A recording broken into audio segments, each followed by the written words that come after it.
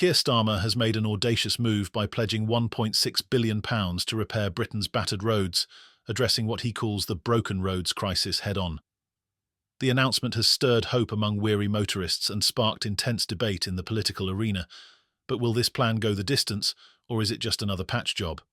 Before we dig into the details, let's hear from Rachel Reeves, who outlined Labour's bold strategy to tackle this nationwide problem. I am also funding significant improvements to our roads network. For too long, potholes have been an all too visible reminder of our failure to invest as a nation. Today, that changes. With £500 million increase in road maintenance budgets next year, more than delivering on our manifesto commitment to fix an additional 1 million potholes each year. We will provide over £650 million of local transport funding to improve connections across our country, in towns like Crewe and Grimsby, and in our villages and rural areas from Cornwall to Cumbria. And while the previous government's policy was for the bus fare cap to end this December, we understand how important bus services are for our communities. And so we will extend the cap for a further year, setting it at £3 until December 2025. With the clip setting the stage, let's delve deeper into the promises, the challenges, and the potential pitfalls of Labour's ambitious plan.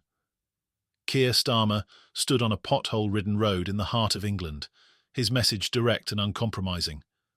Britain's roads are not just an inconvenience, they're a national embarrassment. Damaged roads cost lives, wreck cars, and drain family budgets, he declared. His £1.6 billion pledge, branded under Labour's Plan for Change, aims to repair approximately 7 million potholes, resurface roads, fix bridges, and improve pavements. Councils need to get on with the job, Starmer demanded, his tone leaving no room for excuses. But this isn't a blank cheque. Labour has tied accountability to the funding, holding back 25% of the investment until councils demonstrate that they're delivering tangible results. It's a move designed to reassure taxpayers, but it also places immense pressure on local authorities, many of whom are already stretched thin. The numbers behind Britain's pothole problem are staggering. According to the RAC, drivers encounter an average of 6 potholes per mile on roads in England and Wales. Pothole-related damage costs households around £500 per repair and has become a significant financial burden for families already grappling with the cost of living crisis. For Labour, addressing this issue is more than a policy. It's a lifeline to millions of frustrated voters. But as with any political announcement, the devil is in the details.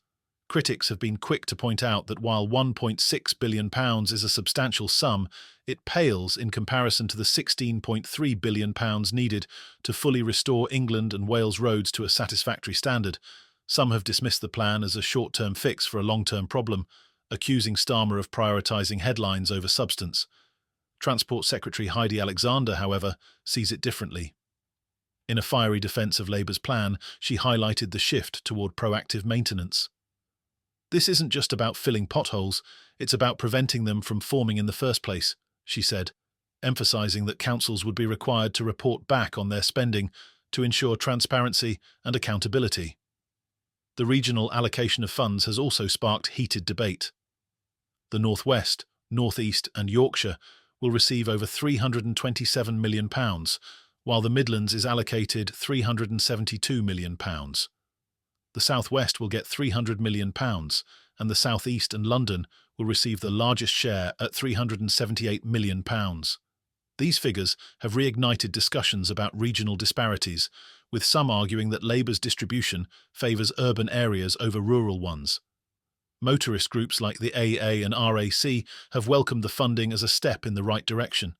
The AA called it a significant cash injection, while the RAC described it as the largest one-off road maintenance funding settlement ever. Yet, for many local councils, this money comes after years of financial strain. Some councils claim that even with this funding boost, they'll struggle to meet the demands of maintaining an increasingly fragile road network.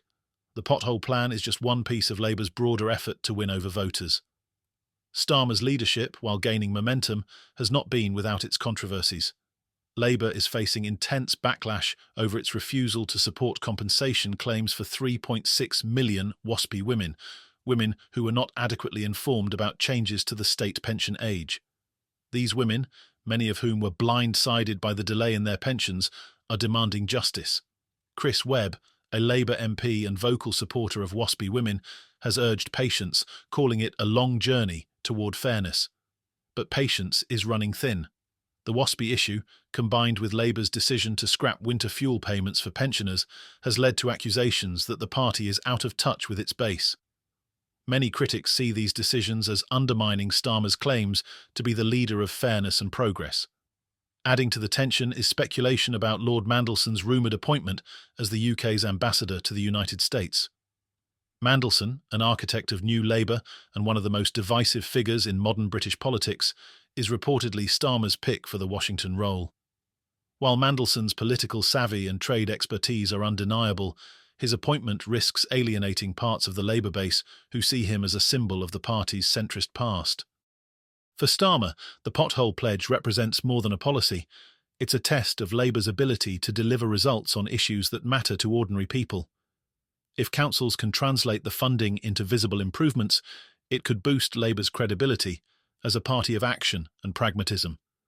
However, failure to deliver could leave Starmer vulnerable to accusations of overpromising and under-delivering. The stakes couldn't be higher as Britain inches closer to the next general election. Starmer's strategy is clear. Focus on everyday issues that resonate with voters and position Labour as a party that gets things done. But the road ahead is fraught with challenges, from rebuilding trust with disenfranchised groups to navigating the political minefield of high-profile appointments like Mandelson's. The pothole crisis, while seemingly mundane, is a microcosm of the broader challenges facing Britain. Years of underinvestment, combined with rising costs and growing demand, have left local infrastructure in a precarious state. Starmer's £1.6 billion pledge is a step toward addressing these problems, but it's also a gamble. Will the plan succeed in paving the way for Labour's resurgence, or will it crumble under the weight of its own ambition? For now, all eyes are on Britain's councils as they prepare to take on the monumental task of repairing the nation's roads. Stay tuned for the latest drama. Want to stay updated on Labour's road plan, WASPy controversies, and the latest twists in British politics? Hit that subscribe button, give us a like, and stay tuned.